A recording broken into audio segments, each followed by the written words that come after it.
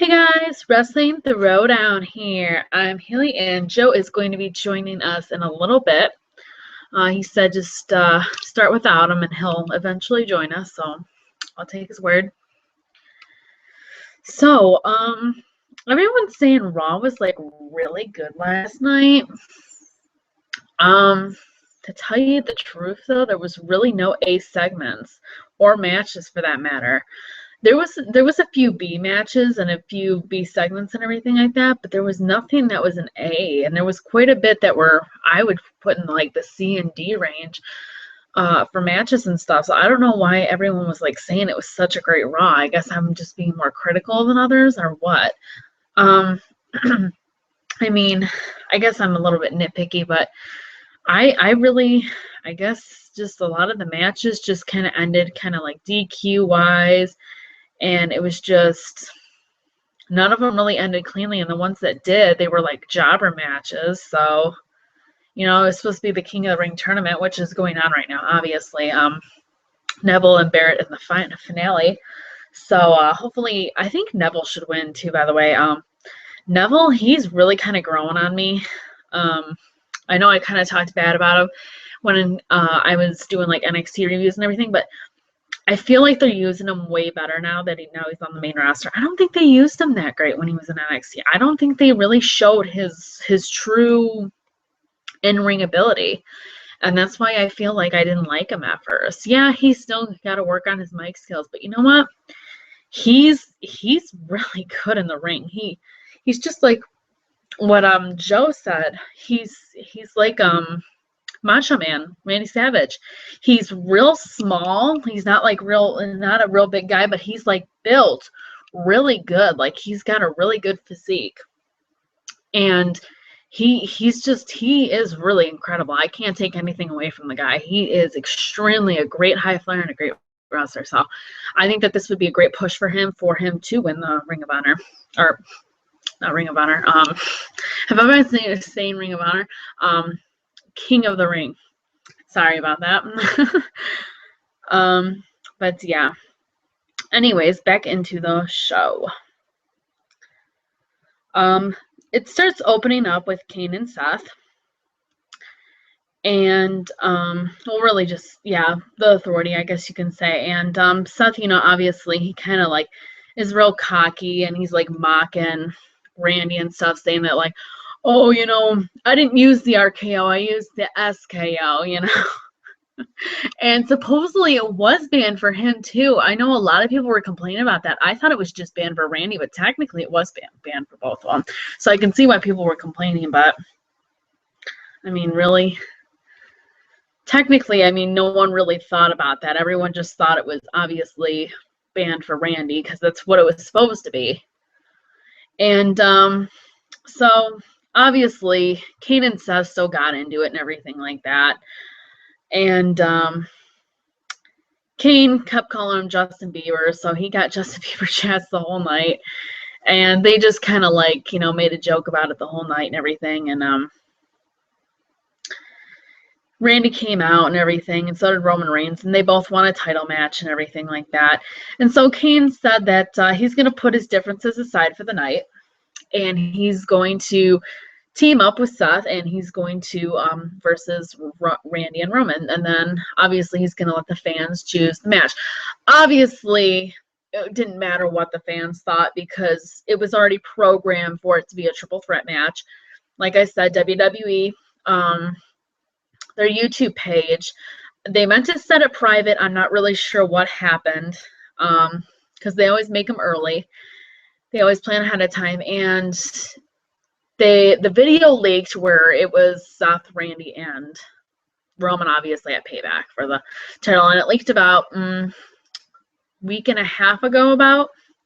So obviously we knew, and everyone was just like saying like, oh, everyone's, reading the dirt sheets and everything. It wasn't even on the dirt sheets. It was literally on the WWE YouTube page.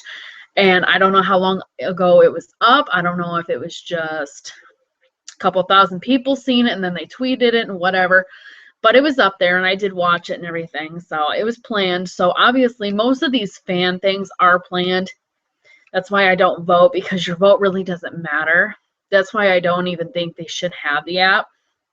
It's kind of pointless unless you want to see some backstage interviews and stuff during commercials and stuff and still continue watching matches. But the app to get the fans involved and vote and everything, it's pointless because a lot of it is staged. 90% of it is staged, and your vote does not matter. They will rig it so obviously. Like Randy could have won that, or Roman could have won that, and we really don't know. They obviously made it so Randy and Roman both were going to face up anyways. Even, I mean, it could have won. The fans could have voted for that. But even if they didn't, it was going to win anyways. So, really no point to it. But, yeah. So, obviously, it's going to be a triple threat match at Payback, which I'm okay with. I think Roman has gotten better. But I still say that Big Show carried most of that match at Extreme Rules. So then they start the King of the Ring tournament, and Dolph Ziggler versus Bad News Barrett is up first, and this ends in not a DQ but like a distraction kind of thing. Obviously, Sheamus comes out, mocks Dolph Ziggler, saying that he kissed his ass and he got him to kiss his ass, blah blah blah, and distracts them, and so Bad News Barrett obviously gets the bull hammer and blah blah blah, and wins. So obviously, I was kind of speculating like Dolph and Dean to probably be in the finale, but obviously with Sheamus and Dolph finishing their feud, that's why I think Neville is going to win if he didn't already. I haven't heard word yet from it. I'll ask Joe when he does eventually join us, because he was the one to watch him. But I do think that Neville needs it, so he needs that push. So, and obviously with Dolph and Sheamus, feuding and everything like that. So it obviously continues their feud. So, and this wasn't, it was an okay match, but I guess like a solid B. But like I said, there was no really A matches or A segments. So that's why I don't get why people were like saying that this was like the most amazing Raw ever. Like everyone was saying like it was such a good, solid show. And I was just like, there was not, I really don't think there was one A segment out there. There was a few B segments, but a lot of it was just jobber stuff and DQs and all that. Like this match, Tyson Kidd versus Biggie. Obviously, what's good about this is Tyson Kidd is obviously getting over as a babyface. Cesaro and him are getting over as babyfaces. I think this was a really, really good idea to turn them babyface if they weren't planning on it or what. Because a lot of times they don't really plan on it. They kind of just feed into the crowd reaction, the fans' reaction.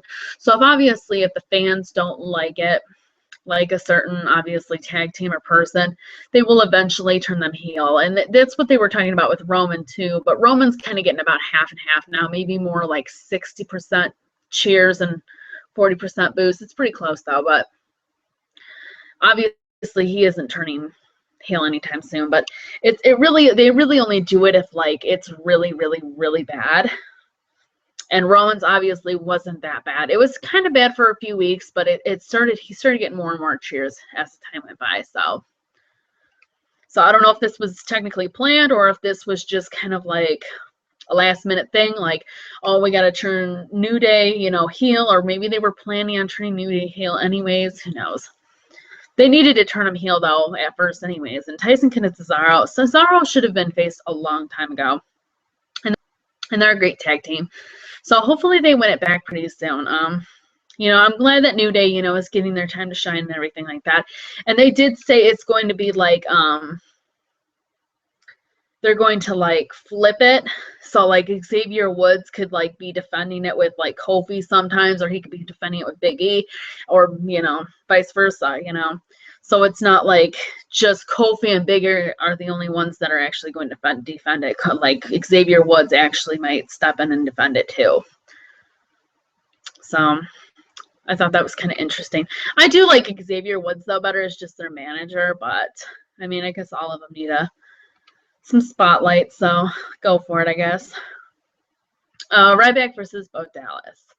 Obviously, this is just so funny because it's like people obviously, if they don't know in real life that they're brothers in real life, Bo Dallas and Bray Wyatt are both brothers in real life, obviously this wouldn't be anything, shocking or anything, but I feel like something's going to happen.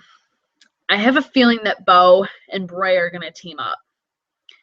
I just have this weird feeling because obviously Bo is having a problem with Ryback for the past few weeks, and Bray is obviously going to be starting his feud with Ryback. So I have a feeling that they're going to, maybe not right away, but I feel like they're going to tag team up later down the road.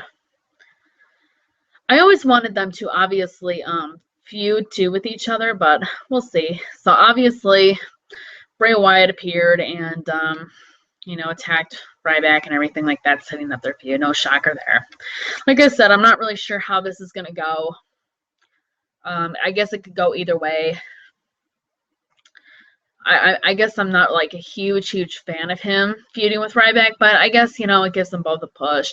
Obviously, I think Bray needs this more than Ryback, though, so hopefully they let Bray win. United States Championship Open Challenge. Heath Slater came out. Well, Cena obviously, did his boring promo, like always. And you guys know I like Cena, but he does say a lot of the ssame shit all the time. That's why people are so sick of him. Sometimes his promos will be interesting, and he can be good on the mic when he wants to, but just most of the time it's just like the same shit. So, But anyways, Heath Slater came out, and he was going to fight him. And then Rusev came out and attacked him from behind. And obviously, Lana, feeding into the fans and everything, and Rusev obviously got mad again and yelled at her and everything and told her to get the hell back there. So obviously we can see Lana's face turn coming into progress. I'm for it, definitely. I don't know what's actually going to happen. They're dating in real life anyway, so it doesn't even matter what happens. Maybe they'll fave it or whatever, kayfabe it, and still act like they broke up or something and not take pictures anymore on Instagram, because I know she's really into that, taking pictures with them on Instagram if you follow her. But yeah, so I'm not really sure who she's gonna be with now. Supposedly she can wrestle. I wouldn't mind seeing her on the for the Divas, add a little bit of flavor to it and everything like that, especially if the Bella Twins are leaving and everything. Then if they're not going to call up Charlotte and anything like that, and Sasha, you might as well have Lana, try and get in the ring, and then with Eva coming back. And Joe just joined us. We're just talking about Lana's face turn and how she's supposedly a wrestler, she can wrestle and everything like that. So would you like to see her on the Divas division? Would you like to see her have some matches? Lana, yeah, absolutely. I'd like to see if she actually can wrestle. I've heard she can. I'm very curious to see. I'd rather her wrestle than be Cena's valet or something. So. Exactly. But would you like the update? The official winner of the 2015 ring? Does it spoil the whole show because we're reviewing the quarterfinal? No, I'm afraid I've got some bad news. I was actually cheering for Neville. That's great for Wade. That's a huge win. I'm so happy for him. I love him. But I was actually cheering for Neville. I was I'm really into Neville now. I was just telling our subscribers how much, I talked bad about him, and now I'm really into him. He turned babyface on Neville. You know what? He put on a great we got to the finals, defeating Sheamus with the help of Dolph Ziggler, kind of. And, Ziggler obviously getting his revenge from Monday. And R-Truth falling victim to the Bull Hammer and Bad News Barrett. Advancing clean and winning both matches clean. Neville goes for the Red Arrow, misses. And then he goes to run at him in the corner, and BNB catches the running Bull Hammer. He brought a bag of Royal Bull Hammers! Well, that's a great win for him. He needed it, so that's good. It would have been a good push for Neville, but yeah, Neville just got here, and look, the fact that he got to the finals, and I was thinking, too, they had him beat Wade Barrett at Extreme Rules, so they weren't going to have him win 2 in a row over Barrett. Yeah. And, like, Barrett's the vet. Barrett needs something to solidify. I can't believe this is the first King of the Ring in 5 years. Sheamus was the last one, 2010 King of the Ring. Wow, so, that's crazy. First King of the Ring in 5 years. I think Royal Regal was, what, 2009 when they did William Regal? Yeah, they need to do it every year. I don't know why they got rid of it. Well, now that they have the network, maybe they'll make it an annual network special every year. So there's hope. Yeah. They usually do it in January, though, don't they? No, it was always around May or June. Is it? Oh, okay. Yeah, that was a late spring, early summer thing. And this was a jobber match too, pretty much. This was another King of the Ring thing with R-Truth and Stardust. With obviously R-Truth though defeated Stardust. I was actually a little bit surprised about this though, just because they're kind of making Stardust / Cody Rhodes look bad now, and R-Truth's kind of getting. He's kind of still like he's not really a jobber really anymore. He's got some wins on him and everything, and he's getting TV time. So, I'll power more to him, WrestleMania in the ladder match, and now it was in the ring, so he's been in some important stuff lately. So, and it was a decent showing. Barrett didn't just kill him, but obviously, he advances with the lie detector, what used to be called Little Jimmy. I'm glad he's dropped that. With the lie detector, out of nowhere, if you will. It was a pretty good finish for not that great of a match, but good finish. Yeah.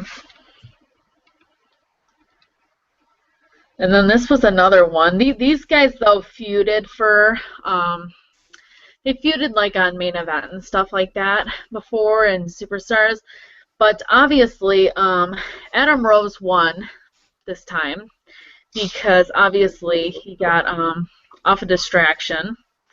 Rosa Mendes and then Adam Rose then made out, and she said that Adam Rose makes her feel more womanly, I guess. I don't know. So I guess that's a thing now. I don't know if he's going to get rid of the rosebuds or what now. Adam Rose has better drugs. No, she'll just be the leader of the rosebugs. Probably. Go for the rosebud. I'm just, glad that this face turn's working out for there's a few and everything like that. So it's good, these two might as well, feud. They both got really well. Adam Rose, his gimmick is just no one really likes him anymore. At least Fandango, he at least push in the future, So Fandango may be saving himself from the cut list, and the same thing with Bo Dallas. I think they're both kind of hitting a rejuvenation point in their careers. You see that with a few talents, but definitely not with Adam Rose. I think he'll be cut. Or a gimmick change. He has to either be completely repackaged and go back to NXT or something like that, or like they do a lot of times, Yep. Brie Bella versus Naomi. And Naomi defeated Brie Bella. And this was obviously just kind of a quick kind of match. It wasn't nothing special. Obviously, they do this kind of like, they give divas, some time, and then they'll kind of like not do it again the next week, and they'll wait a few more weeks. So, I mean, at least they're giving them more time a little by little, but yeah, so she's obviously still going to be feuding with Nikki and everything like that. So, hey, I mean, I guess since Paige is going to be gone, I don't know how long Paige is going to be gone for. She might be gone until the fall. She might be gone all summer. I hope not that long. I can't go a whole summer without maybe at SummerSlam, maybe she'll make a return. Something. Oh, that'd be a big spot for it. I'd hope sooner. Yeah. I don't know. I don't know how long the movie's gonna take, because her and Miz obviously, he just kind of like, I guess they just kind of cut him off kind of slowly, because he wasn't obviously there last night. So maybe they just kind of like made him have a win, and then kind of like gradually kind of took him off and tried to like kind of be unnoticeable about it. Because him and Paige are the two main characters, so I don't know how long it's going to take for them to shoot the movie. Well, that's interesting. Yeah, Miz gets a win, ending the, and we'll talk about Mizdow / Sandow later. I know it's going to be later on. I definitely have thoughts on that. Yeah. Um,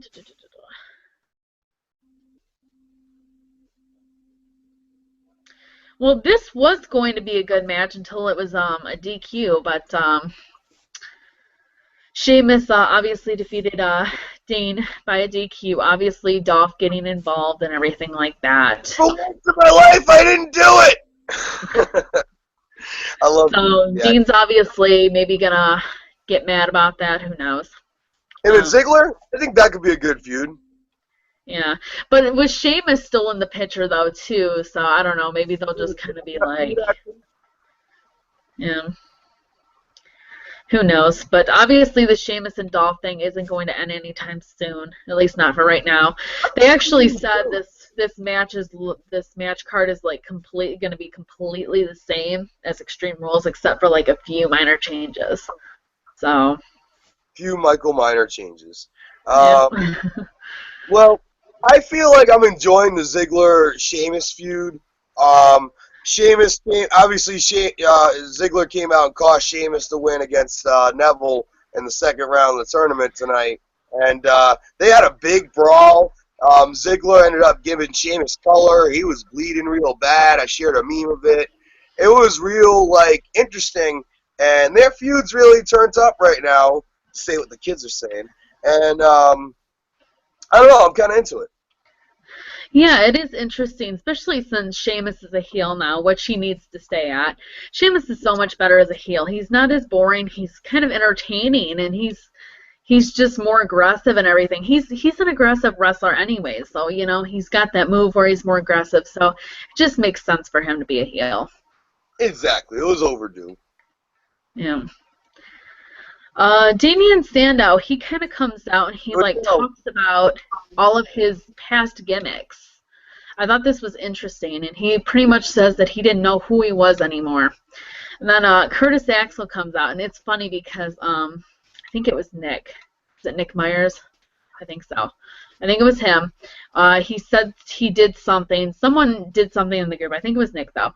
He did something in the group, and he posted it for 2K15. And he said that he was going to, and this was like way before Raw even happened. I think this was like a few days ago. He was saying that he thought it would be interesting if Damien Sandow and Curtis Axel were a tag team. Yeah, I saw this. It's just funny how they come out today. And Curtis Axel comes out, and then obviously Damien with him mocking him. So I guess that's kind of like where they're sticking at. He's going to still have the whole mocking gimmick, but he's going to, I guess, mock everybody that he's having a feud with.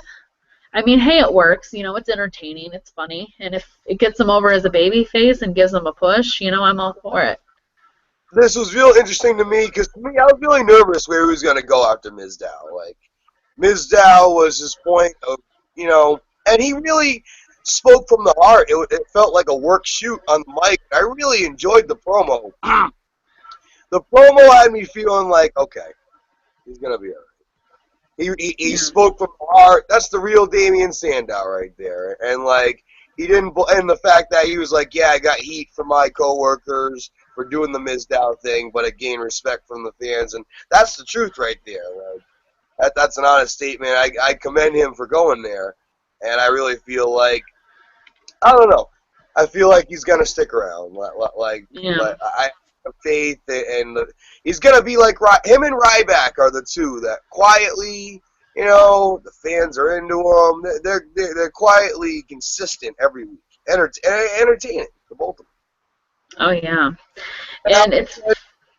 How he said WWE thought he wasn't entertaining, that's why he did the dress-up gimmick and everything, Because you even seen him doing handcuffed and everything, in matches. He would be mocking himself almost, they got me handcuffed and everything. And he would say that in matches and everything, and I would just laugh, and I would be like, is he serious? Is he really saying this right now? And it was pretty funny. He's one of those guys like Ryback and Ziggler. He's one of those guys that he does not care what WWE does. He will speak his mind. And I've heard in interviews they kind of let him do his thing, and they give him a lot of creative liberty. So kind of similar to a Bray Wyatt. So that's good to see. Yeah. And this was the last King of the Ring match before obviously the finals today. Neville versus Luke Harper, and obviously Neville won. This was actually a pretty good match. I was into it. I think this was actually the best match of the night, to tell you the truth. This was really the only thing I was really into, except for maybe the Miz Dow thing, but yeah, everyone was saying that Raw was really good last night. I didn't agree with that. I really didn't think there was any A segments, to tell you the truth, or any A matches, to tell you the truth. I mean, King of the Ring, to bring that back, I thought like it tapped into like what a lot of us fans have been asking for, and it kind of came out of nowhere. But you know what? It was like, oh shit, King of the Ring's back. So I think for a lot of us, just the fact that they did the tournament and the qualifiers, and you're kind of into it, and with Neville winning here, I think was like, because I was thinking like Neville has to win because there needs to be at least one babyface in there besides R-Truth. But it was a great match with Luke Harper. He kicked out of that Batista bomb, sit down power bomb like move, and you know, it was a great match for Harper too. I thought it did steal the show on Raw, and I don't know, I really enjoyed it. So, overall, with the King of the Ring back, and they furthered storylines with Ziggler and Sheamus, and I enjoyed Dean's energy, and I don't know, I think they're going to do something with this whole I didn't do it thing. Something come out of it. Yeah, hopefully. Yeah. Those were the high points. And I thought Roman was good. I didn't see the main event, but earlier on in the night, I thought Roman, once again, was pretty good on the mic. And I think every week he's consistently getting better. And the fans are the hate is quietly dying down, if you notice. Yeah. Roman. Yeah, he really is, and I did talk about that in the beginning. I did say that he is getting better, but I did think that Big Show carried most of that match still. I feel like he needs to just work on that cardio, because I think that's what's going to hurt him the most. Like, it's not even his promo skills anymore. It's just his cardio. He needs to be able to, like, you know, have matches with other people than just certain types of, you know, wrestlers. And I feel like there is only like a select few that can do that, have a good match with like pretty much anyone. But I mean, it helps when you can do multiple things and everything like that. And he's, you know, obviously more of a powerhouse and everything like that. So he obviously doesn't work good with some types, you know.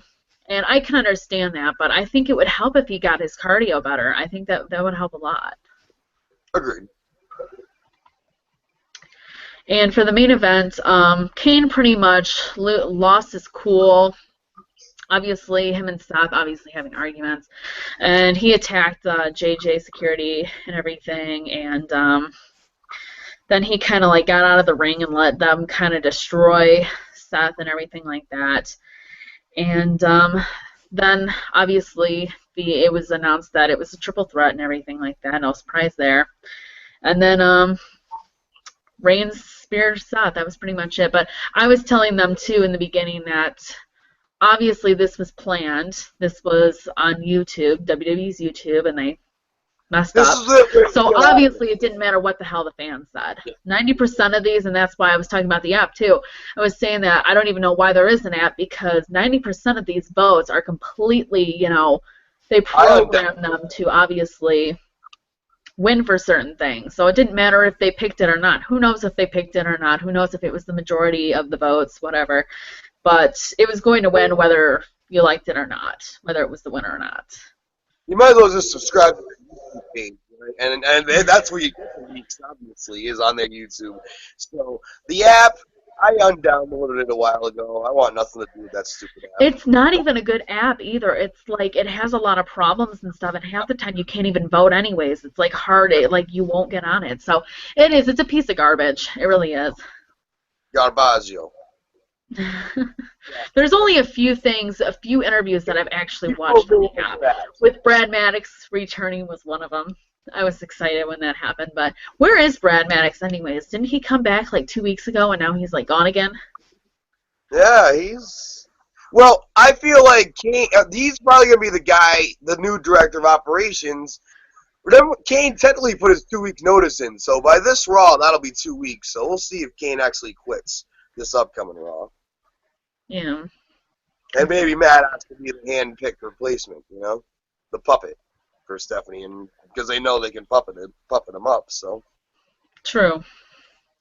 And maybe I still think his finishing move. I don't know if you've ever seen it in FCW. It's great.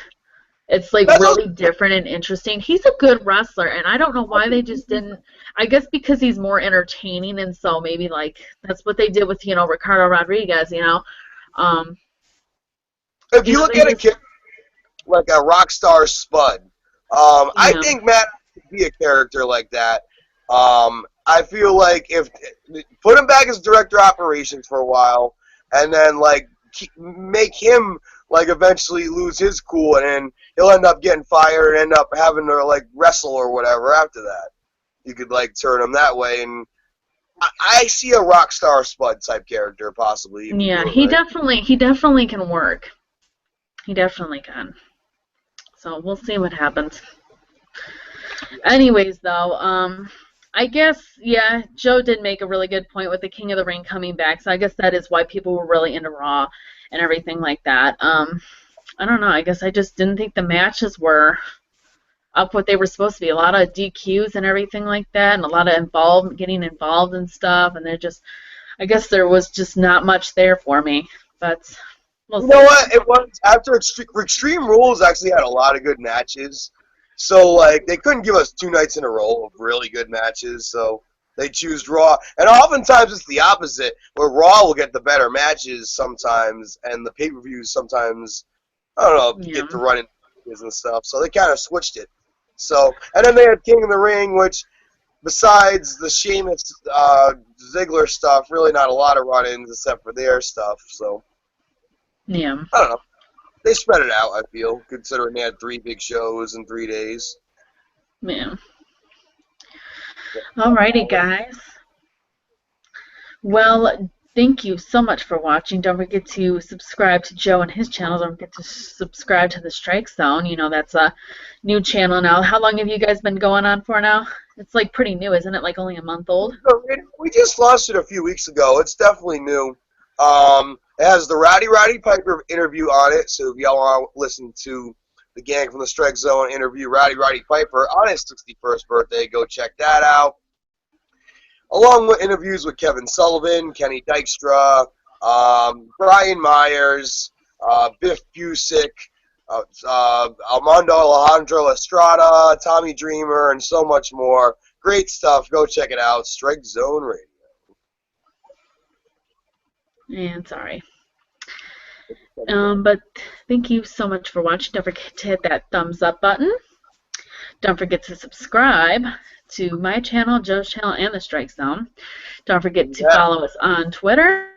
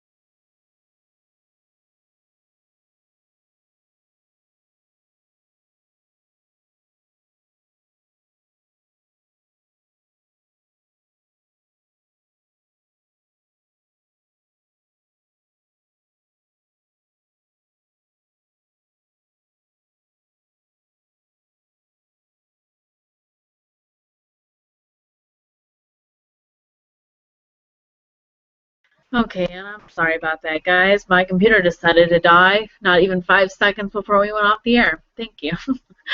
Alrighty, that's technology for you, though. Alrighty, thank you so much for watching, and I will see you in the next one. Bye.